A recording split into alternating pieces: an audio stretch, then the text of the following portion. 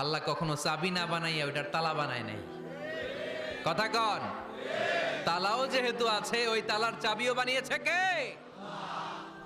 মা আনজালাল্লাহু দাআন ইল্লা আনজালাল্লাহু লাহু শিফা। আল্লাহ দুনিয়ায় এমন কোন রোগ পাঠায় নাই যেই রোগের ঔষধ বানায় নাই, এমন কোন রোগ নাজিল করে নাই যেই রোগের কোনো চিকিৎসা বানায় নাই, হয়তো সেটা আবিষ্কার হয় নাই। অনেকে ক্যান্সারের কথা বলতে পারেন যে হুজুর ক্যান্সার এমন রোগ, এই ক্যান্সার তার নাই কোনো অ্যান্সার, কিন্তু বিজ্ঞানীরা বলতেছে এটারও অ্যান্সার আবিষ্কৃত হচ্ছে। সুবহানাল্লাহ কইবেন না? কিছু কিছু ক্ষেত্রে হয়েও গিয়েছে।